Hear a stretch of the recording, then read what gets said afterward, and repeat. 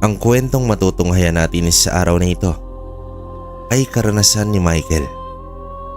Naganap noong 1965 sa isang bayang sakop na ngayon nakilala na sa tawag na Cagayan de Oro. Mag-uumpisa ang kwento sa kabataan ni Michael. 10 taon bago ang malagim na karanasan niya sa mga uri ng nilalang.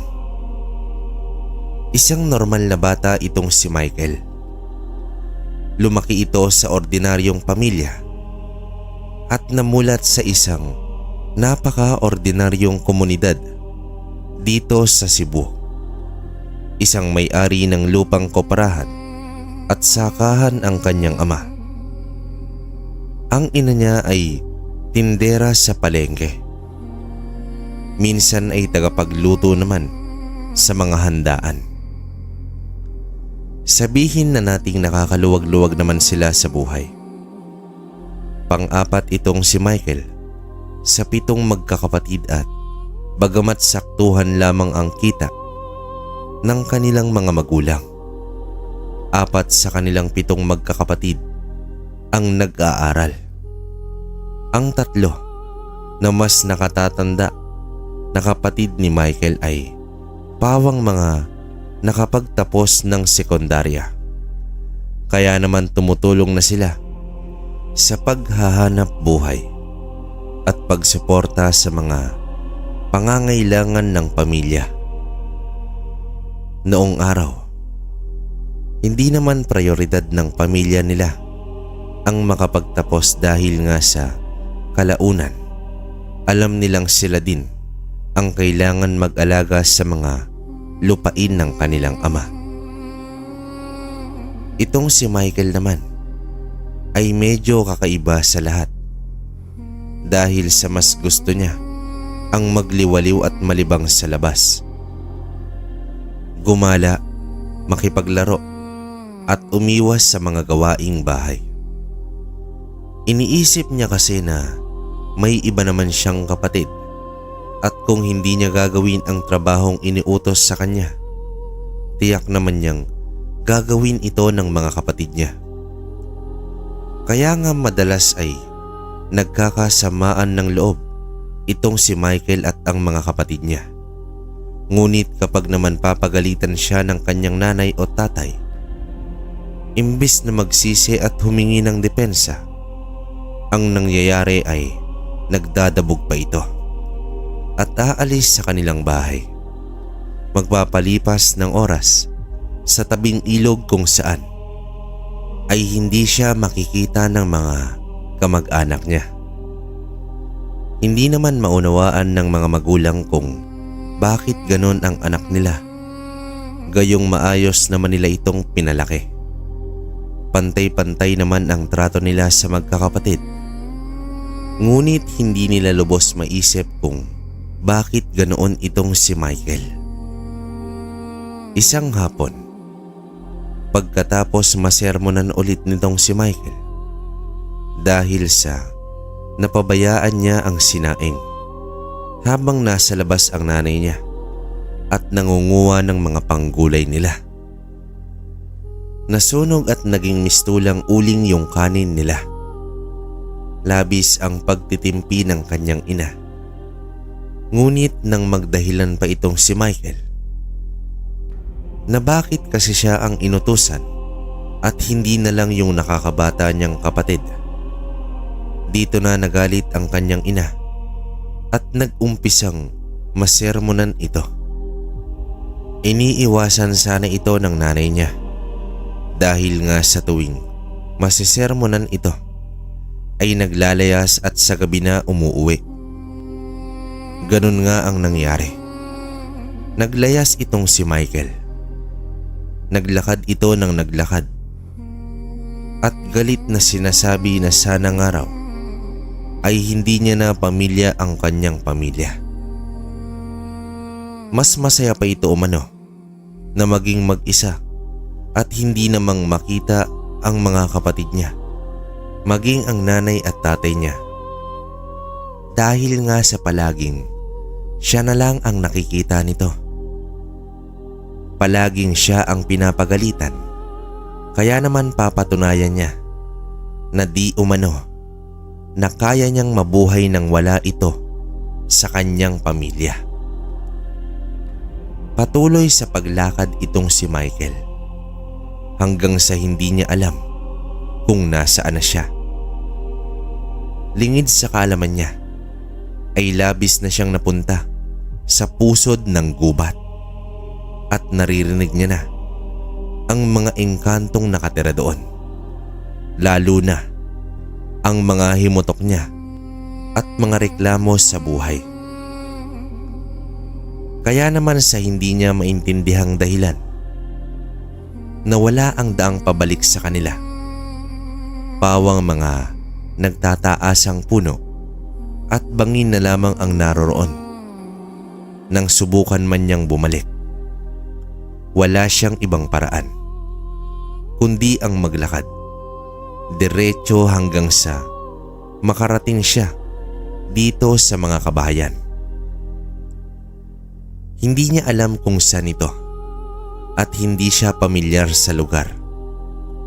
Pero dahil sa nakaramdam na siya ng gutom at takot na rin dahil sa totoong nakakakaba naman talaga at nakakabaliw ang maligaw ka sa isang kagubatan. Minarapat ni Michael na magtungo dito sa mga kabahayan. Nanghingi ito ng pagkain man lang, sana bago siya magpatuloy sa paglalakad. Naisip kasi ni Michael kung saan ba siya makakarating kung dedire-diretsuhin niya ang gubat. Mukha namang ordinaryo lang ang mga bahay. Makikita ang pag-usok ng iilan na ibig sabihin ay may mga nagluluto. Nang pumasok siya sa lugar, ay agad siyang pinagtinginan ng mga taong naroroon.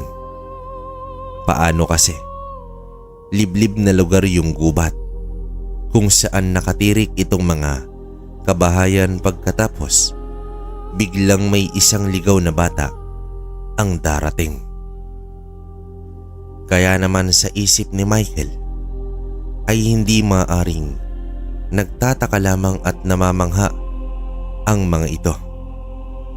Nilapitan itong si Michael ng isang matandang nakaupo sa gilid ng bakuran nito at iniihipan ng usok ang alaga nitong manok. Nagtatanong siya kung nasaan na daw ba siya at kung maaari ba siyang makahingi ng may inom na tubig at ilang oras na nga siyang naglalakad. May pagka-weirdo lamang ang ngiti nitong matanda, pero tumayo naman ito. Pinapasok si Michael sa bakuran nila at sinabihang maghintay at kukuha nga ito ng maiinom. Labis naman ang pagpapasalamat niya. Natanong pa siya nito kung saan nga ang tungo niya, pero ang sagot niya lamang ay hindi niya alam at kung saan lang daw siya dalin ng mga paa niya. Dito nakumpirma marahil ng mga tao sa lugar na naglayas itong si Michael at isa itong palaboy. Marahan siyang pinaupo sa bangkito na naroroon at inalok ng matanda kung gusto bang kumain ng kamote at uminom ng mainit na tsaa, yung tinatawag ngayon na tableya, gawa umano sa purong buto ng kakao at asukal. Saktong oportunidad ito para kay Michael. Nagugutom na siya at bagamat tubig lamang ang hinihingi niya, masaya na siya na alukin siya ng merienda. Sangkaterbang sinaing na kamote naman ang naroroon at pinagsaluhan ito ng mga residente kasabay ng pakikipagkwentuhan sa kanya. Tila bang kaugalian na ng mga tao ito ang kapag kakain na ay nagsasama-sama sila at magkakasalo sa anumang naihanda ng kanilang mga pamilya at kalugar. Naroroon lamang ito sa may tapat ng bahay ng matandang nakausap nitong si Michael na nagpakilalang si Tandang Goryo. Labis naman ang tuwa niya dahil nga sa makakalibre siya ng kain. Naupo itong si Michael katabi nitong matanda.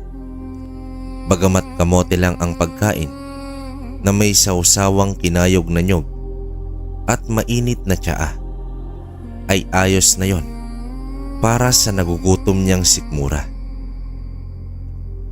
Kumain ng kumain itong si Michael hanggang sa maramdaman niya ang labis na kabusugan.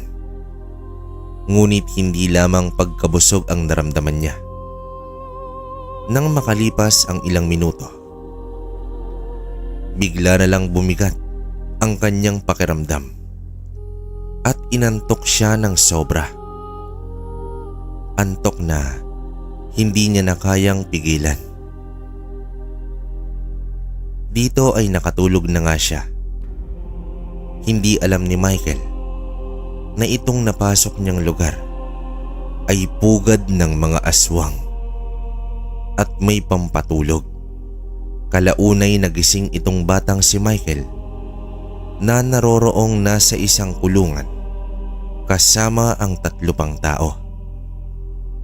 Sa itsura ng mga ito ay tila maayos naman silang nakakakain dahil nga sa malulusog ang mga ito. Pero ang totoo niyan, malulusog sila dahil sa pinapataba sila ng mga residente. Ito ay upang sa ganon, oras na katayin na sila, maraming karne ang makukuha. Sa kanilang lahat, si Michael ang pinakabata at pinakapayat. Ito ang hindi napansin ng mga aswang at ng matandang si Goryo. Isa sa mga naroroon ang nakaisip ng paraan at tawagin na lang natin siya sa pangalang Gilier. Nakita nito ang pagkakataon upang gamitin si Michael para kunin itong bakal na nasa may puno malapit sa kanilang kulungan. Gamit ito ay makakalaya si Gilier at mabubuksan ang kandado ng kulungan para makatakas sila. Nahihilo man itong bata ay sumunod siya sa pinapagawa ni Gilier. Nagawang makalusot ni Michael at natukso nga siyang tumakas na lamang at iwan itong ibang bilanggo kasi maaari na siyang tumakbo. Pero bigla niyang naisip nang makita niya itong isang aswang sa nakakatakot nitong anyo na maaaring oras na tumakas siyang mag-isa ay tutugisin siya ng mga aswang at maaaring tuluyang patayin. Kaya naman ginawa niya na lamang ang pinag-uutos ni Gilier. Ayon kay Gilier, ilang beses niya nang tinangkang abutin ang maliit na bakal na tila alambre pero hindi nito magawa. Hindi alam ni Michael kung saan siya pupunta. Hindi niya din makita na ang daan pabalik sa kanila. Kaya naman sumunod na lamang ito sa pinag-uutos sa kanya. Pero lingid sa kalaman niya ay hindi din naman mabubuting tao ang mga sinasamahan niya. Dahil nga sa mga magnanakaw ito at mga pugante. Sa pagtakas nila sa mga pulis ay napunta sila sa gubat kung saan pinagtangkaan nilang gasain ang isang dalagang taga-roon sa kuta ng mga aswang na naging dahilan para mahuli silang lahat. Pero dahil sa marunong namang tumanaw ng utang na loob sila Gilier, isinama niya itong batang si Michael hanggang sa kalsada Doon nga ay sinabi na nitong kailangan na nilang maghiwalay ng landas at hindi maaaring sumama si Michael sa kanila dahil iba ang buhay nila. Wika pa nito nang magtungo na lamang siya sa bayan at doon humingi ng tulong. Pero ayaw ni Michael. Sa tingin niya, sila Guillier ang makakatulong sa kanya. At isa pa, ayaw niya na muna ang bumalik sa kanila. Kaya naman, sumusunod pa din ito kay Guillier sa paglalakad palayo sa kabayanan. Ngunit sa hindi inaasahang tagpo, nagawa silang masundan ng mga aswang. Nagulat na lamang si Michael nang mawala sa harapan niya itong si Guillier at narinig na lamang niya ang pagsigaw nito at paghingi na lamang ng tulong. Pagkatapos, pati ang mga kasamahan nila, isa-isang dinagit ng mga aswang. Tanging ang maliit na si Michael lamang ang natira dahil sa naroroon siya sa ilalim ng isang puno ay hindi siya nagawang makita kaagad ng mga aswang. Halos mabaliw na si Michael. Hindi niya magawang makatakbo at nanginginig ang tuhod niya. Hanggang sa marinig niya na ang mga aswang na nag-uusap at hinahanap nga siya. Dinig pa niya itong matandang si Goryo na nagagalit dahil umano sa matagal niya ng pangarap ang makakain ng isang bata at hindi maaaring makawala itong bihag nila. Ibig sabihin nito ay si Michael. Hindi niya alam kung gagalaw ba siya o mananatili sa ilalim ng puno. Alam niyang nasa unahan lamang ang mga aswang. Konti na lamang ay matutunto na siya. Habang papalapit ang mga ito, ay mas lalong nanlulumo itong si Michael. Hanggang sa hindi niya na napigilan pa at napaihi na ito sa kanyang salawal. Pero bago pa man siya makita ng mga aswang na nasa harapan niya ang direksyon, may mga maliliit na tinig siyang naririnig sa likod niya na sinasabi nga na magtungo sa direksyon kung nasaan ang mga kawayan. Sa pagkataranta niya, sumunod na lamang siya sa tinig at sumiksik sa kawayanan. Habang nakikita niya yung mga aswang na dumadaan at nilalampasan siya, mahirap mang paniwalaan. Naroroong nakikita niya ang tatlong maliliit na nilalang na kulay puti tumutulay-tulay sa mga nakatumbang kawayan at kumakaway-kaway pa sa kanya. Hindi naman niya malaman kung tatakbo ba siya patakas dito sa mga maliliit na tao. Pero kung tatakbo naman siya, papaano kung masalubong niya yung aswang?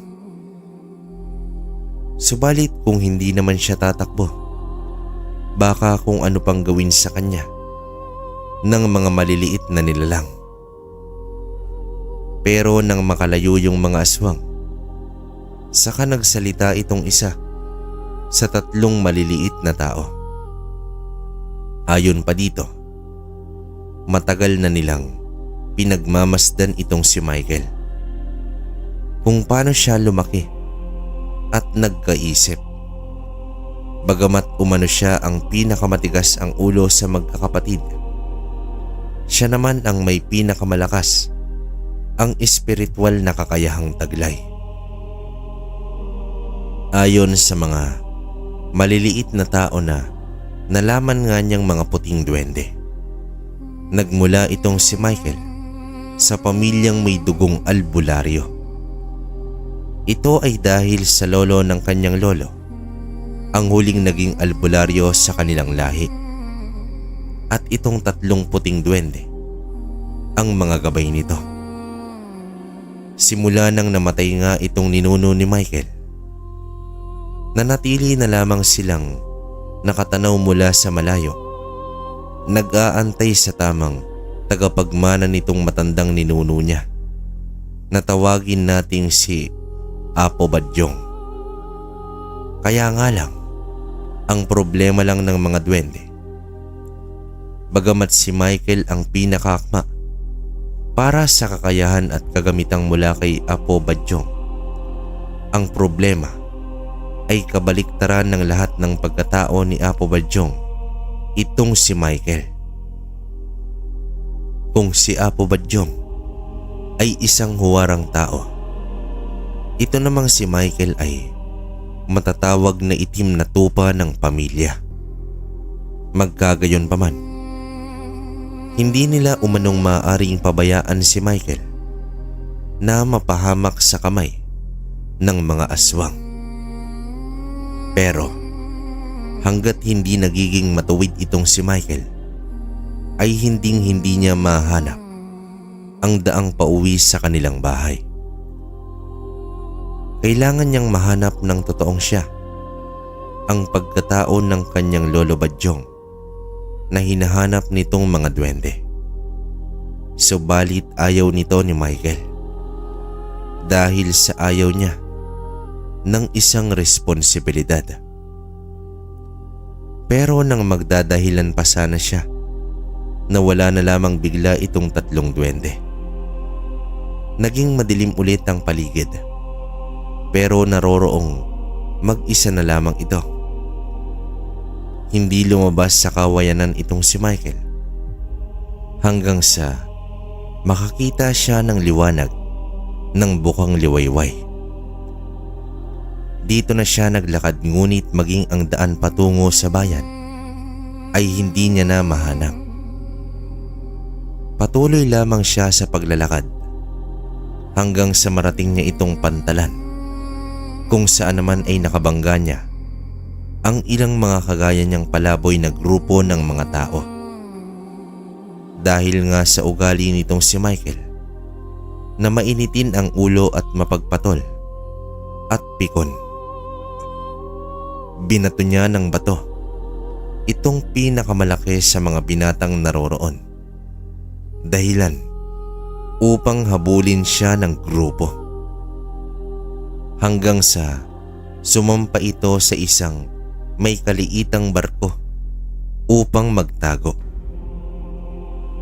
Lingid sa kaalaman nitong si Michael na ang sinakyan niyang barko ay patungo sa ibang lugar ng mga oras na yon, at huli na para sa kanya ang makaalis pa.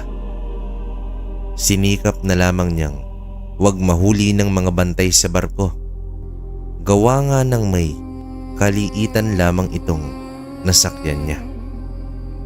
Kaya namang naririyang tumabi siya sa ilang matanda para lang mapagkamalan siyang apo ng mga ito, hanggang sa dumaong itong bandang Cagayan de Oro. Hindi man alam ni Michael kung anong gagawin niya, pero bumaba pa din siya at nagpagala-gala sa bayan. Dito siya namulat sa hirap ng buhay. Nalabis pala ang swerte niya sa kasipagan ng mga magulang niya na naibibigay ang mga pangangailangan niya, at nakakakain siya ng 4 o 5 beses sa isang araw. Hanggang sa lumipas nga ang mga taon at binata na nga itong si Michael. Sanay na ito sa buhay lansangan. Hindi siya palaboy ng dahil sa may sarili siyang bahay na nakatayo malapit sa isang ilog. Isang simpleng kubo na siya mismo ang gumawa mula sa mga retasong yero at mga kahoy at tabla. Pinagsama-sama at pinagtagpi-tagpi niya upang makabuo ng matibay na masisilungan na hindi tumutulo sa mga gabing malakas ang buhos ng ulan. May bakod din itong mula sa mga piraso ng mga kahoy at alambre at anumang bakal. Nasa tingin niya ay mas maiging gawing bakod kesa sa ibenta. Ang pangunahing hanap buhay nitong binatang si Michael ay ang pamamasura at pangangalakal ng mga bagay na natatagpuan niya sa maraming lugar sa bayan kung saan ito naninirahan. Simula ng insidente sa aswang, hindi na muli pang nagpakita sa kanya yung tatlong duwende at nagpatuloy nga itong si Michael sa pagkayod para buhayin ang sarili. Ngunit hindi pa din siya nagbabago at mas lumala pa nga dahil sa natuto siyang magnakaw. Kagaya ng mga naging kakilala at kaibigan niya, natutong magnakaw itong si Michael ng mga maaari niyang maibenta. Hindi na lamang pamamasura, nariyang binabaklas niya ang ilang mga pag-aari ng ibang tao. Pagkuha ng mga alagang manok, basta mga madaling makuha at mabitbit. Minsan pa sa mga pamilihan niyang ginagawa. Lahat ay para lang sa kapakanan ng kanyang sikmura. Hanggang sa isang araw, habang nasa may terminal siya ng bus at naghahanap ng mga maibibentang kalat, may nadaanan itong matandang tulog sa gilid na tila nag-aantay ng masasakyang bus. May dalawang bagahe ito, isang maliit na bag at isang malaking bag. Yung maliit na bag nito ay nasa gilid niya. Kaya namang natukso itong si Michael na kunin ito. Mukhang mahalaga ang laman at may bibenta niya. Masayang umalis itong si Michael sa terminal at nagmamadaling magtungo sa isang lugar kung saan maaari niyang buksan itong bag. Nang makita niya ang nilalaman nito, umaasa siya na sana ay may alahas o pitaka man lang. Pero nagulat itong si Michael dahil nang buksan niya ito, tila binalot siya ng konsensya dahil pawang mga gamot ang naroroon at mukhang mga importanteng gamit ito para sa matanda. Dito napukaw ang mabait na parte ng isipan ni Michael. Kaya naman iniwan niya ang kariton upang bumalik sa terminal at ibigay sa matanda ang hawak nitong bag. Pero pagbalik niya doon, kaaalis lang ng bus at wari niya ay lulan na noon ang matanda. Ngunit nagulat siya nang magsalita ito sa likod niya at itinatanong kung bakit nasa kanya ang bag nito. Inamin naman ni Michael na kinuha niya ito. Wala pa kasi siyang kain ng araw na yon at akala niya umano ay swinerte na siya. Imbis na magalit ang matanda, pero dahil sa katapatan ni Michael, inabutan niya ito ng perang pangkain. Napag-alaman niya na isang doktor pala itong kausap niya na naroroong inaantay ang magmamaneho na dapat ay susunduin siya sa terminal. Nanggaling umano ito sa isang liblib na baryo upang manggamot at ang mga nasa bag na iyon ang natira sa mga dala niyang bitamina para sa mga tao ng baryo. Binigyan pa nitong doktor ng ilang bitamina itong si Michael upang mas maging maayos daw ang lagay niya dahil nga sa labis nitong kapayatan. Simula noon, naramdaman ni Michael na mas masarap pala sa kalooban at isipin ang makatulong sa tao at gumawa ng mabuti kesa sa mga agrabyado at manlamang ng kapwa. Kaya namang unti-unti niyang binago ang kanyang sarili mula sa pagnanakaw at panloloko ng kapwa. Lumaban siya ng patas. Labis ang kasiyahan niya dahil sa ginawa niya ay naging malapit siya sa maraming tao at kusang ibinibigay ng mga ito ang mga kalakal na maaaring mapagkakitaan ni Michael.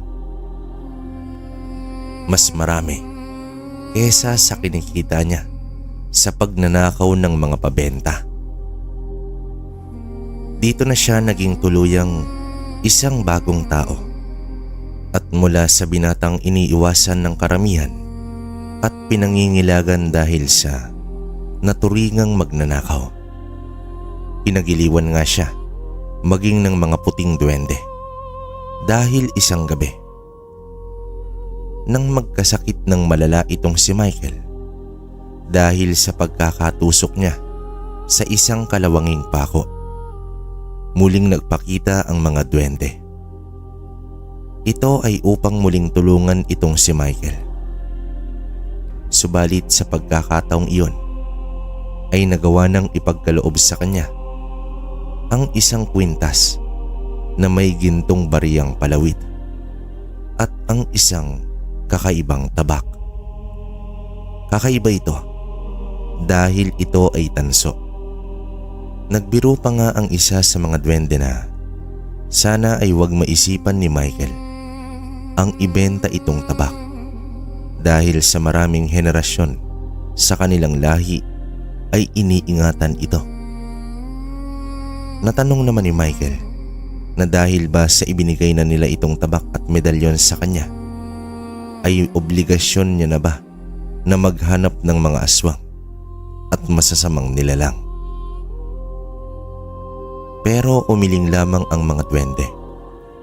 Hindi umano nila intensyon ang obligahin itong si Michael sa isang katungkulang hindi bukal sa loob niya. Bagkus, ibig lamang nilang ipasa ang mga kagamitan ng kanyang ninuno na marapat lamang mapunta sa kanya dahil sa ipinakita niyang labis na pagbabago. Ngunit ayon sa mga duwende, kung talagang nakatadhana siya upang tumulong at magsalba ng buhay ng tao, kusang lalapit sa kanya ang katungkulan at ang obligasyon lumaban sa mga aswang at mga masasamang nilalang. Nang maisuot ni Michael ang kwintas, ay nagsuka ito. Inilabas ng katawan niya yung lason dala ng kalawanging pako at unti-unting bumuti ang lagay niya. Kagaya ng dati, naglaho na lamang itong mga duwende nang walang pasabi. Pero sa pagkakataong iyon ay masaya si Michael dahil sa ibig sabihin nga noon ay mabuti ang kanyang ginagawa, na pati mga duwende ay kinikilala ang kanyang kabaitan. Nakahiga siya sa kanyang papag habang pinagmamasdan itong kanyang medalyon hanggang sa makatulog na lamang siyang muli. Paggising niya ay maayos na ang kanyang pakiramdam. Maging yung sugat niya sa talampakan na sobrang lala ng itsura noong nagdaang araw ay nawala na din. Pakiramdam niya ay handang-handa na siya ulit sa paghahanap buhay. Tawagin nating kapalaran o nagkataon lang, pero nagulat siya. Hindi siya maaaring magkamali dahil nasalubong niya itong si Manggilier. Lalapitan pa niya sana ngunit nakita niyang kasama nito si Tandang Goryo, ang aswang na kamuntikan ng kumain sa kanya, kaya naman bigla itong nagtago. Matapos ang halos 8 taong tahimik siya sa Cagayan de Oro. Ano kaya ang posibleng ginagawa ng mga aswang sa bayang iyon? At ibig sabihin ba dahil magkasama sila ay aswang na din itong si Mangyilier? Nagtago siya at bumalik sa kanyang alaala ang malagim na karanasan sa piling ng mga aswang. Nag-umpisang muling manginig ang kanyang mga kamay at tuhod. Mabuti na lamang talaga at maraming tao sa kinaroroonan niya. Malapit ito sa pamilihan at terminal. Kaya nang makalayo sila Tandang Goryo at Gilier ay nag-umpisa na itong tumakas. Alam niyang kung hindi siya ang hinahanap noon dahil nga sa halos 1 dekada na din ang nakalipas. Maaring naroon ang mga aswang upang maghasik ng lagim at mambiktima. Pero ano bang gagawin niya? Sinong pagsasabihan niya? At kapag ikwinento ba niya ay may maniniwala? Nagpasya si Michael na umalis sa bayang iyon. Naduwag siya. Hindi siya handang makipaglaban sa mga aswang. Kaya naman lumipat siya ng lugar upang doong muling mag-umpisa. Dala ang kanyang kariton at ang mga pinakamahalagang kagamitan niya. Bagamat masakit para sa kanya ang lisanin ang bayan kung saan siya lumaki at naging matatag, pero wala itong halaga kung malalagay naman ang buhay niya sa panganib. Inisip na lamang niya na meron naman sigurong ibang tao ang maaaring kumalaban sa mga aswang kapag nag-umpisa itong mambiktima. Meron at merong mga magpapakabayani para sa katarungan at kaligtasan ng ibang tao. At hindi siya yon. Pilit niyang kinukumbinse ang kanyang sarili na hindi naman siya inobliga ng mga duwende sa pakikipaglaban. Isa pa, ano bang alam niya sa pagpuksa ng mga aswang? Sa 2 araw naman na pagpapagala-gala niya, narating niya itong isang lugar na may malaking simbahan. Malayo ito sa sentro ng syudad, bagamat nakikita niyang malabong mapagkakitaan niya ang pamamasura niya dito dahil nga sa liblib na ito. Pero nagbakasakali siya. Naisip niyang siguro ay may maghahanap na lamang siya ng kagaya sa tirahan niya. Ilog, lawa o kahit anong nasa gubat. Total, wala namang masyadong nagagawi sa gubat na ito. Sa isip-isip pa niya. Pero nang makarating siya dito sa may baryo, una niyang sinigurado kung mga tao ba ito. Nagtanong siya kung may tubig ba sila at asin. Naging ugali na kasi ni Michael ang sa tuwing makikiinom siya ng tubig, nilalagyan niya ito ng konting asin. Ilang butil lang o minsang nilalagay niya sa dila niya. Basta ganito ang gawa niya. At kapag walang asin sa bahay ang kausap niya, umaalis na lamang siya nang hindi umiinom ng tubig. Ganoon ulit ang ginawa niya. Isang dalaga sa pagkakataon iyon ang kausap niya. Inabutan niya itong nagwawalis sa bakuran at nilapitan nga. Nagpakilala itong dalaga sa pangalang Soledad. Sila lamang umano ng kanyang lolo at lola ang naroroon at isang bunsong kapatid nang dahil nasa Maynila ang mga magulang at nagtatrabaho.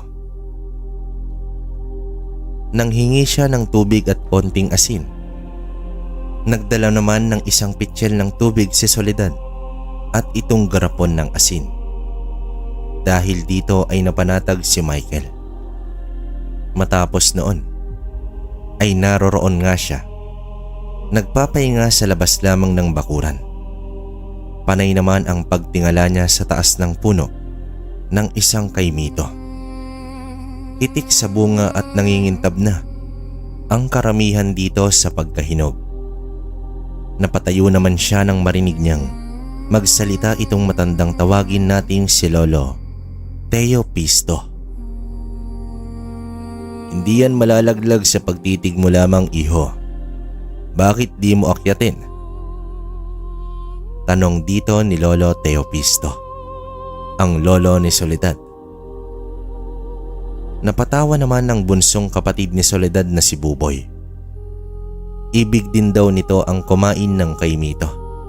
Kaya nga lang ay hindi siya marunong umakyat ng puno. Muli namang nagtanong si Michael at kinapalan niya na ang kanyang muka kung maaari nga daw ba talagang umakyat sa puno para kumuha ng bunga. Tumango-tango lamang ang matanda. Sabi pa nito na karamihan sa mga naroroong bahay sa kanila ay may mga tanim na kaimito at naglalaglagan na lamang ito. Gawa ng sawa na sila sa mga bunga. Tanging mga paniki na lamang umano ang nakikinabang. Natuwa itong si Michael. Tangan ng kanyang lalagyan noon ay madalas niyang dala kapag nakakakita siya ng mga puno ng mangga. Dito umakyat siya sa puno ng kaimito. Tama nga siya. Napakarami ng hinog na bunga at napakalaki nito. Hindi siya nakatiis at biniyak niya ang isa. Nag-uumapaw ang katas nitong napakatamis, lalo na nang tikman niya yung laman. Napawi ang gutom ni Michael sa 2 bunga pa lamang nito.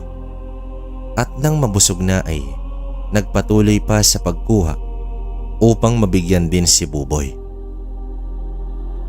Sa pagbaba niya ay iniaabot niya kay Lolo Teo Pisto ang mga bunga pero tumanggi ito. Kukuha lamang daw siya ng 3 piraso at walang hilig sa kaimito doon sa bahay nila, maliban dito sa batang si Buboy. Natanong naman ng matanda kung saan ang tungo ni Michael pero hindi niya umano alam. Basta lumayo siya sa sentro ng syudad. Nang napatingin naman siya sa matanda, nang tanungin siya nito kung hindi ba siya natatakot sa pagpapagala-gala sa labas, lalo na sa gabi at may mga napapabalita ngang aswang di umano sa karatig nilang baryo. Napalunok na lamang ng buto ng kaimito si Michael nang marinig ito. Ang mga nilalang na pilit niyang tinatakasan ay siyang naroroon lang din pala sa lugar na pinuntahan niya at naghahasik ito ng lagim. At yaman din lang na nabanggit na ng matanda ang tungkol sa aswang. Nagtapat naman si Michael na kaya nga siya naroroon kasi tinatakasan niya ang mga aswang na naglipana sa sentro ng syudad. Naisip nito na magpapaalam na. Gusto niyang makaalis kaagad sa baryong iyon at mas lumayo pa. Malayong malayo mula sa mga aswang. Pero kinausap siya ng matanda. Mukha daw may masamang alaala si Michael sa mga aswang at hindi makakabuti ang magtuloy pa siya. Papadilim na din at baka masalubong pa niya ang mga nilalang na kinakatakutan niya. Likas na mabait ang pamilya ni Soledad. Inalok nito si Michael na kung gusto niya, matulog na lang muna siya doon sa kubo na katabi lang ng bahay nila Lolo Teo Pisto. Lugar pahingahan niya daw yon kapag gusto niyang tahimik sa tuwing hapon. Naisip ni Michael na bakit hindi, pero di pa rin siya nagpakakampante. Lalo pa at walang mga dingding ang kubo. Ang harang lamang nito ay yung mga sandalan na upuang gawa sa kawayan. Pero ayos na din para sa kanya. Naimbitahan pa siya sa hapunan at pinagsaluhan nila ang gulay na sitaw at pritong isda. Habang napag-uusapan nga ang mga nabiktima na ng aswang, interesado si Michael na malaman kung may ideya na ba sila Lolo Teopisto sa pagkakakilanlan ng mga aswang at kung ano ang ginagawang aksyon ng mga tao sa kanilang lugar. Ngunit wala umanong nakakaalam at maaaring mga dayo lamang ito doon. May pagroronda naman daw na ginagawa ang mga kalalakihan sa kanila, pero hanggang doon lang, pagpapaikot-ikot sa kanilang lugar. Mabuti na lamang daw at hindi pa itong nakakarating sa kanilang baryo. Dito naman nagtanong si Michael kung bakit daw ba silang basta na lang nagtiwala sa kanya, at pinatuloy pa nga siya. Paano pala umano kung siya ang aswang? Wika naman ni Lolo Teopisto na nang humingi siya ng tubig na may asin, nakatitiyak na umano si Lolo na hindi nga siya aswang, kaya namang walang kaso sa kanya ang patuluyin itong binata. Nang matapos naman ang kanilang hapunan, saglit pa silang nagkwentuhan kasama si Soledad. Ayon pa dito ay hanga siya sa binata na nagagawang mamuhay ng malaya at mag-isa.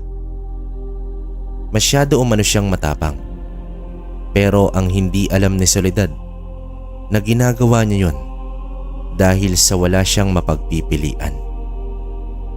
Dahil ayon nga sa mga duwende, kapag tamang oras na ay makikita niya ang daan pabalik sa kanila. Bata lang siya nang maglayas, kaya tila hindi niya na matatandaan pa ang mismong baryo nila. Alam niya lang ang kanilang bayan, pero hindi ang ngalan ng eksaktong lugar nila.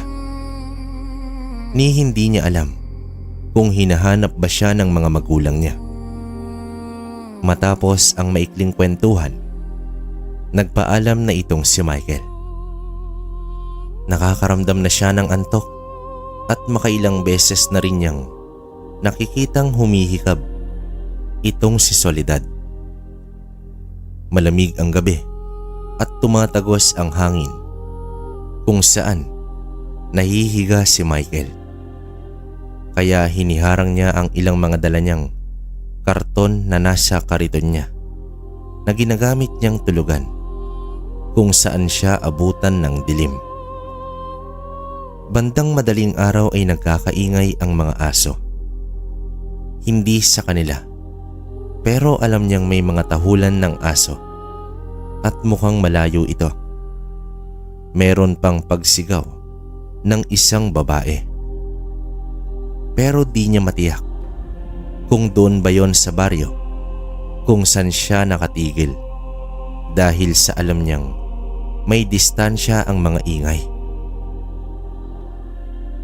Nakatulog na lamang siya sa pakikinig sa mga tahulan at sigawan. Dahil sa malayo ito ay hindi na siya nag-abala pa.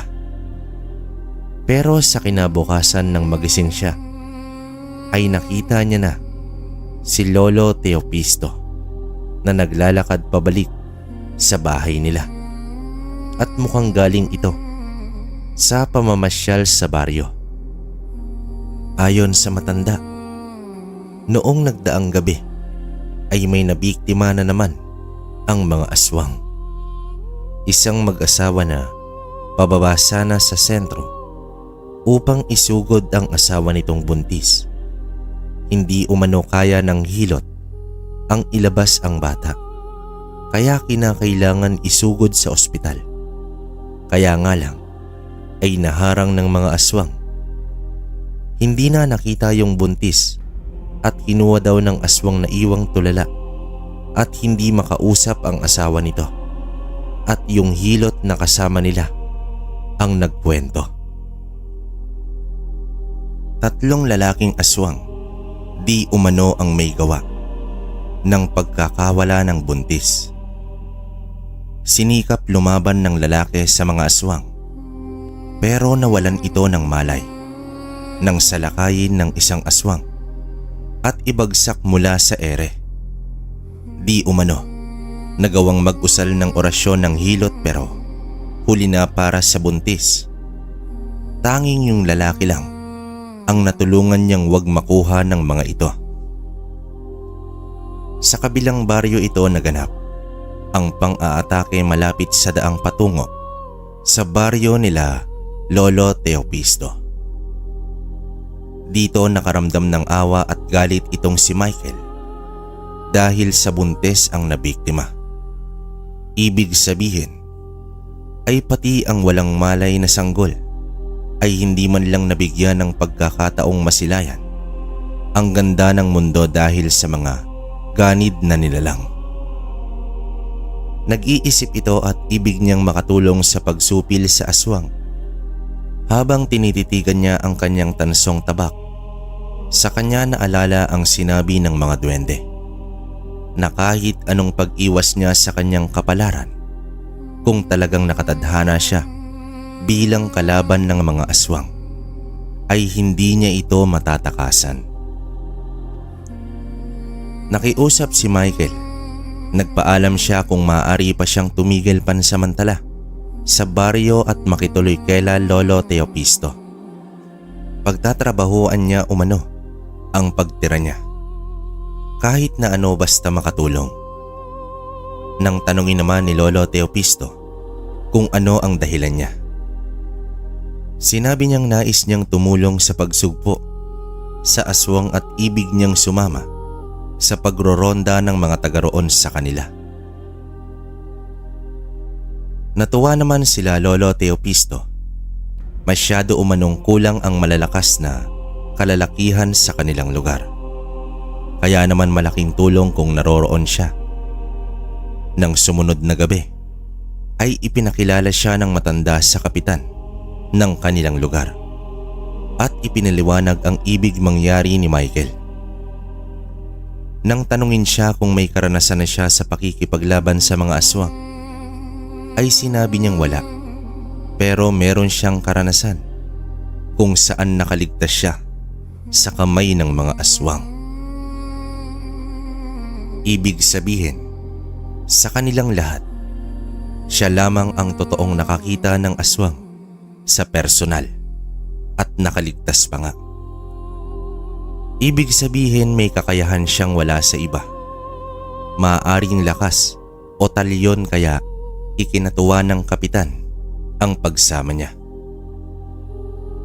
Sa unang gabi ng ronda ay wala namang nangyari, maging sa pangalawa.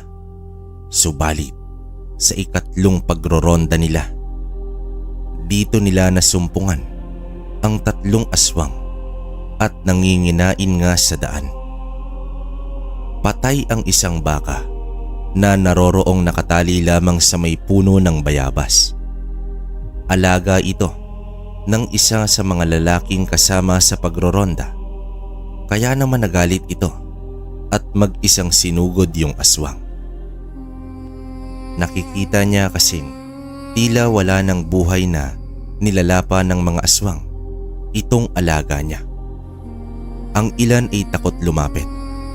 Emosyonal lang talaga itong may-ari ng baka at hindi niya alintana ang kanyang sariling kaligtasan. Dito na sumali si Michael sa labanan. Hindi niya natiis na walang ibang sumaklolo sa lalaki, kaya niya binunot itong kanyang tabak. Sinugod yung isa sa mga aswang na akmang dadambahin itong kasama niya. Nagawa niya itong mataga ng matindi sa braso at halos mautas na ito. At doon nasaksihan nila ang labis na paghihirap ng aswang dahil sa natamong sugat. Gulat yung dalawang kasamahan nito at nakaramdam ng pagkabahala. Kaya naman agad nilang kinuha itong aswang na nataga ni Michael na noon ay nakaluhod na. Bigla silang lumipad at tumakas. Sinubukan pa itong patamaan ng ilan ng kanilang mga sibat pero hindi na nakaya pang abutin ng kanilang sandata ang mga aswang. Bagamat namatay yung baka pero masaya yung may-ari nito nang makita niyang labis na nasaktan ng pagkakataga yung aswang. Ibig sabihin kasi may kahinaan pala ang mga ito at may kinakatakutan. Biglang naging laman ng usap-usapan itong si Michael at hulog nga daw ito ng langit. Ang iilan pa ay nagkukwento na baka nga daw talagang totoong anghel o tagapagligtas itong si Michael at nagpapanggap lamang na palaboy. Wala namang magawa si Michael kundi niya mapigilan ang mga ito dahil nga sa maraming saksi sa katapangan niya sa paglaban sa aswang. Kaya mas lumakas ang loob ng mga residente sa pagtugis sa mga ito. Hanggang isang araw, hindi inaasahan ni Michael na dahil sa nangyari patungkol sa aswang na kanyang nataga ay matatagpuan siyang muli ni Tata Goryo. Naroroon itong kasama si Mang Gilyar at isa pang lalaki na nasa pagpapanggap na mga maglalako ng paninda. Subalit ang totoong sadya ng mga ito ay ang matagpuan ang taong nakapatay sa kanilang kasama. Namatay ang aswang na nataga niya ng tansong tabak. Nagawa siyang matandaan ng mga aswang noong gabing nagkalaban sila. Subalit hindi siya nakilala ni Gilyar bilang ang batang nakatakas sa mga aswang. Malaki na din kasi ang pinagbago ng kanyang itsura. Pero siya naman, tandang-tanda niya ang muka ng mga ito. Kaya nang makita niya itong nag-iikot-ikot sa baryo, ay agad siyang nagtago. Nahalata ito ni Lolo Teopisto at nasabi niya nga na ito ang mga aswang na tinatakasan niya. Dito niya na isiniwalat sa matanda. Nakilala niya itong mga nasa labas at naglalako ng paninda dahil itong matandang mismo ang aswang na humuli sa kanya noong bata siya. Nakakamanghalang umano na ni halos hindi nagbago ang itsura nito kahit sa loob ng ilang taon nang nakalipas. Ngunit wala nga kasi siyang matibay na ebidensya na magtuturo sa mga ito bilang mga aswang. Kaya ang magagawa lamang niya ay ang mag-ingat at magmasid. Dahil sa posibleng siya ang pakay nito. Dahil sa posibilidad na sila din ang mga aswang na nakaharap nila noong nagdaang gabi. Nakita nilang bigla itong naglakad papunta sa kanila at nagtaupo sa may bakuran. Pero dahil sa nasabihan na ni Michael itong si Lolo Teopisto, alam niya na ang gagawin niya. Dahil bago ito lumabas ng bahay, kumuha ito ng asin at bawang sa kanilang kusina. Dinurog niya ang bawang at inihaplas sa kanyang mga palad. Sabay labas sa pinto at nakangiting binati si Tata Goryo. Pero nang lapitan ito ni Lolo Teopisto at malanghap nila ang bawang, animoy natakot ang mga ito at biglang naglakad ng mabilis papalayo sa bahay ng matanda. Kumpirmado, mga aswang ang grupo ng tindero. At sa ginawa ni Lolo Teopisto ay malaki ang posibilidad na sila ang pag-initan ng mga aswang sa paparating na gabi. Alam ito ng matanda kaya pinaghanda niya sila Soledad. May sakit ang lola nitong si Soledad at mas mabango ang magiging amoy nito sa mga aswang. Nilapitan din ng matanda ang mga kabaryo nila at humingi ng tulong. Di umano ay magbabantay ito sa kanilang lugar. Ipinaalam na ni Lolo Teopisto na yung mga dayo nga raw na tindero ang mga aswang. Kaya oras na makita nila itong nagbalik sa lugar nila ay agad itong hulihin. Itong si Michael naman, pilit na tinatawag ang mga kakilala niyang duwende. Ibig niyang makahingi ng tulong sa kung papaano niya matatalo itong mga aswang. Alam niyang epektibo ang kanyang tabak, pero 3 ang kalaban niya at maaaring mas marami pa. Ngunit anumang sikap niya ay walang tugon ng mga duwende. Kaya naman kailangan niyang umasa sa mga ibinigay ng mga ito, ang tabak at medalyon. Dito siya nilapitan ni Soledad dahil nga sa napansin itong labis na siyang nababalisa. Ayon sa dalaga, bukod tangi sa lahat, ang pagdarasal ang pinakamabisang sandata laban sa mga pagsubok at mga kalabang kagaya ng aswang. Pero hindi marunong si Michael kung paano ba ang pagdarasal. Marahan lamang siyang hinawakan ng dalaga sa kanyang kamay. At saka ito nag-umpisang magdasal para sa paggabay at pagliligtas sa kanila kontra sa mga aswang. Pero ang inaasahan nilang darating na aswang ay hindi nagpakita ng gabing iyon. Tahimik ang paligid. Ayon kay Lolo Teopisto, maaaring naroroon lamang ang mga aswang at nag-aabang dahil nga sa kitang-kita ang mga tao na nasa labas ng bakod ng bahay nila Lolo. Magdadalawang isip ang mga ito na sumugod, pero hindi ibig sabihin na takot sila, kundi mautak lang. Tama si Lolo Teopisto, mautak nga dahil sa kasama nila si Manggilier. Matalino at madiskarte, kagaya ng ginawa nilang pagtakas sa kulungan ng mga aswang. 3 araw ang nagdaan na walang aswang ang nanggagambala sa kanila. Tahimik mga sakaratig baryo. Kaya naman ipinagpalagay na ng mga tao na maayos na ang sitwasyon. Itinigil na nila ang pagroronda at pagbabantay sa bahay nila Lolo Teopisto. Bagamat nakiusap ang matanda na ituloy lamang ang pagbabantay kahit hanggang gumaling ang asawa niya. Pero ayon sa mga residente ay pagod na din sila sa gabi-gabing pagbabantay at kulang na sila sa tulog. Ito ang pinakahinihintay na pagkakataon ng mga aswang. Ang mapagod ang mga residente at mapaniwala na wala na sila doon. Kaya nang sumapit ang Martes, gabi iyon, bahagyang maulan at may mga pagkulog at pagkidlat. Biglang kumalangpag ang bahay nila at naroroong maririnig ang mga pagkalmot sa dingding sa gawing sala.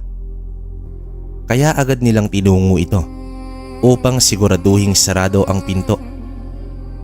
Itong si Soledad naman ay tinungo ang kusina habang si Buboy ay kasama ang lola niya. Pero ang hindi nila alam ay panlito lamang ito. Dahil sa itong si Gilier ay naroroon sa may bintana ng kwarto ng lola ni Soledad. Itong si Buboy ang nasa pinakamalapit sa bintana. Kaya naman nahablot ito ni Gilier. Labis ang pagsigaw ni Buboy nang bitbitin siya ni Gilier at pilit na nagpupumiglas. Ang hindi lamang nila inaasahan, ang akala nilang nasa loob ng bahay itong binata, gayong naroroon ito sa kubo. Maingat niyang nilapitan si Gilier at sa malakas na buwelo, tinaga niya itong braso at naputol nga. Walang nagawa ang aswang. Dahil sa nangyari ay nabitawan nito si Buboy na mabilis namang tumakbo kay Michael. Kagaya sa nangyari sa kasamahan nilang nataga na milipit sa sakit si Gilier, pilit na bumabangon upang sumugod at sakmalin itong si Michael. Pero doon na gumana ang medalyon niya. Isang nakakasilaw na liwanag ang sumilaw kay Gilier at dito sinaksak ni Michael sa sikmura. Nang marinig nila Tata Goryo ang pagsigaw ng kasama nilang aswang, ay napasugod na rin itong dalawa sa kinaroroonan ni Michael. At dito silang nagpang-abot. Dito na rin sinabi ni Michael na ang katotohanan na siya ang batang nakatakas sa kanilang kulungan at hindi siya makapaniwala na ang taong tumulong sa kanyang makatakas ay magiging kauri nila.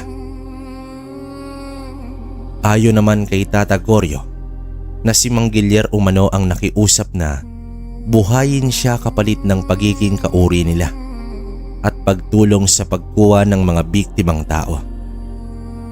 Marami umano ang isinakripisyo ni Mang Gilyar upang maging isang ganap na aswang lamang, maging ang mga kakilala niya at kaibigan. Pero naroroong nakahandusay na ito, walang buhay at nangingitim na dahil sa laso ng tabak ni Michael. Ngunit iba si Tata Goryo dahil sa isa itong supremong aswang. Kaya nang kumilos ng mas mabilis pa sa anumang nilalang at ang kanyang mga pag-atake ay tiyak na ikamamatay ng isang ordinaryong tao. Ngunit hindi isang ordinaryo lamang si Michael dahil nga sa taglay niya ang medalyon ng kanyang ninuno. Dahil nang atakihin siya ng kasama ni Tata Goryo, hindi tumagos sa katawan ni Michael ang mga kuko nito. Nabaliko ang mga daliri ng aswang at napasigaw. Lalo na nang gilitan siya ng leeg ni Michael. Sa mga nakita ni Tata Goryo, alam niyang may iba kay Michael at tila tagilid siya. Kaya ginawa niya ang pinakamatalinong pagpapasya, ang tumakas at lumayo sa baryo. Ngunit bago niya gawin ito, ay kinalmot pa at kinagat itong si Buboy bago tuluyang naglaho. Labis ang pagsigaw ni Buboy. Ang kagat na ito ay may kamandag ng aswang at dalawang bagay lamang ang maaaring mangyari sa kanya: ang mamatay o ang maging isang aswang kagaya nila. Huli na nang magsidatingan ang mga kabaryo nila dahil wala na yung aswang at nagkatama na itong si Buboy. Wala nang magagawa umano ang paghingi ng paumanhin nitong kapitan nila dahil sa nangyari na ang kinatatakutan ng matanda, ang mabiktima, ang pamilya niya nitong mga aswang. Pati si Michael ay galit sa mga residente dahil hindi sila pinaniwalaan at kung hindi siya umaksyon, baka mas malala pa ang nangyari. Hanggang sa muling nakita nitong si Michael ang mga duwende. Napansin niyang lumalabas lamang at nagpapakita ang mga ito kapag nasa panganib siya, pero bakit lumabas ito gayong hindi naman siya ang nag-aagaw buhay kundi itong si Buboy? Sa kanya nalaman ang katotohanan dahil itong si Lolo Teopisto ay mula sa angkan ng matandang si Badyong, isa sa mga apo nito. Sa madaling sabi, lolo ni Michael si Lolo Teopisto. At tama ang mga duwende dahil sa ang kapalaran ni Michael ang nagdala sa kanya sa daang patungo sa kanyang pamilya. Hindi man ang mga magulang niya, pero kadugo niya. Ayon sa mga duwende, ay maaari pang maisalba itong si Buboy. Ito ay kung ibibigay ni Michael ang gintong medalyon sa bata. Bagay na tila napakahirap gawin dahil sa alam niya kung kaanong proteksyon ang binibigay nito sa kanya. Pero sa oras na yon, ang kaligtasan at buhay ni Buboy ang mas mahalaga sa kanya, lalo pa at nalaman niyang malayong pinsan niya itong si Buboy. Sinunod niya ang sinabi ng duwende. Ibinigay niya na walang malay si Buboy ang medalyon At dito naglaho ang mga sugat ng bata mula sa aswang. Gulat na gulat si Lolo Teopisto sa nangyari, lalo na sa biglaang paggaling ni Buboy. Dahil maging siya ay hindi niya nakilala itong si Lolo Badyong, ngunit alam niyang albularyo ito. Yun nga lang ay walang napagsalinan ng karunungan.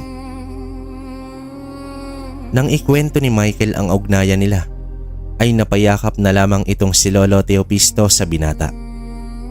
Dahil sa di umano, maging ang asawa niya na biktima ng kulam ay magagawang pagalingin nitong medalyon kung gugustuhin ni Buboy. Dahil nga sa inilipat niya na ang karapatan dito. Nanatili si Michael sa baryo at makalipas nga ang isang buwan, pati ang lola nila Buboy ay nagawang lumakas at maalis ang sumpang bumabalot sa kanya. Bumalik sa kasiglahan ang baryo, masaya at walang pangamba sa mga aswang. Ang problema lang, eksaktong Biyernes Santo at bilog ang buwan, bumalik si Tata Goryo kasama ang mas maraming aswang upang salakayin ang baryo. Ni sa hinuha, di man lang nila inakala na maaari ito na nga ang maging hangganan nilang lahat. Nang dahil sa ang inaakala nilang perpektong oras para gantihan si Michael, ang pinakamaling desisyon. Dahil panahon iyon na naroroon ang mga antingero at albularyo sa lugar, naghahanda sa pag-akyat sa karatig bundok para sa kanilang paghahanap ng mutya at anting-anting. Sila ang nakasagupan ng mga aswang dahil nga sa uwaw sa kasikatan, kapangyarihan at sa pagnanais nilang masubukan ang kanilang mutya. Ilan dito ay pinagkatuwaan pa ang mga aswang, ngunit isa sa kanilang pagkaarugante at pagmamalaki, sapagkat inaakala nilang walang laban sa kanila ang mga aswang. Itong si Tata Goryo ay mabilis na sinakmal nito ang kaharap niyang antingero.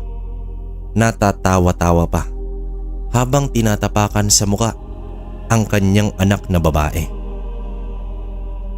Sabay ng paghampas nito ng kamay niya sa katabing antingero, dahilan para mautas ang leeg nito.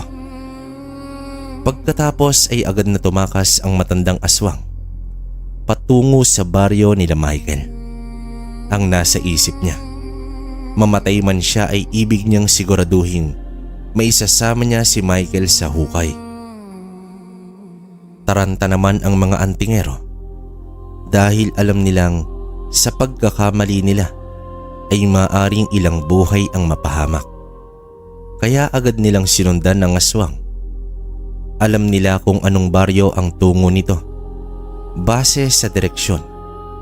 Ngunit kakaiba, noong unang punta niya na hindi pa buo ang loob ni Michael sa pakikipaglaban at pagsugpo sa mga aswang. Nang panahong ito ay iba na. Malakas na ang kanyang pandama.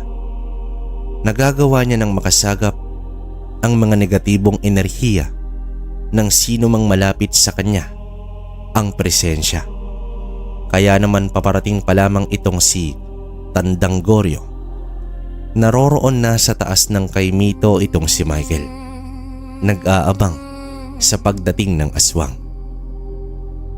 Hindi pa nakalapag si Tata Goryo nang dahil sa akma pa lamang sana siyang dadapo sa kaimito, nilundagan na siya ni Michael sabay baon ng kanyang tabak sa puso ng aswang.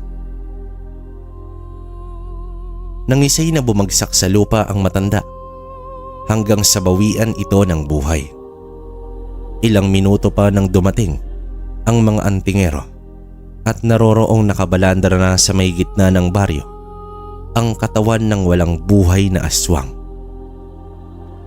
Simula noon ay nakilala si Michael sa larangan ng mga antingero. Dahil sa kanyang kakaibang tabak nga ay binansagan siyang Michael Tabak at maraming lugar sa kanila ang dinadayo sa pagsugpo sa mga aswang at masasamang nilalang na nagdudulot ng takot at kamatayan sa mga tao. Katuwang si Buboy, ang pinsan niya na nagmana ng medalyon, ay naging tanyag silang mga mamamatay ng aswang. May asawa na si Michael nang muli niyang pasyalan ang bayang sinilangan niya at labis ang galak ng mga magulang niya nang makita siya. Inakala ng mga ito na patay na siya pero naroroon siyang may dala na 2 anak. Nagawa niya lamang balikan ang alaala niya sa kanyang panaginip, ang pangalan ng baryo nila sa tulong ng mga duwending puti na hanggang sa pagtanda ni Michael ay naging kaagapay niya. Mga kabaryo, totoo sa pamilyang hindi talaga nawawala ang mga itim na tupa o mga miyembro na may pinakamatigas na ulo at pasaway. Pero ika nga, bilog ang mundo at hindi habang buhay na ganoon sila. Kagaya na lamang ni Michael na kinakailangan munang mapalayo sa kanyang pamilya upang maging mas malapit ang kanilang mga kalooban. Ang kwentong ito ay nagpapakita lamang na sa ating buhay ay palagi nating piliin ang maging tama at mabuti. Mga kabaryo, hanggang dito na lang ang kwento natin ngayong araw. Naway merong kayong natutunan at may napulot kayong aral sa istorya ni Michael. Muli, ako ang inyong lingkod, Kwentong Baryo. Salamat.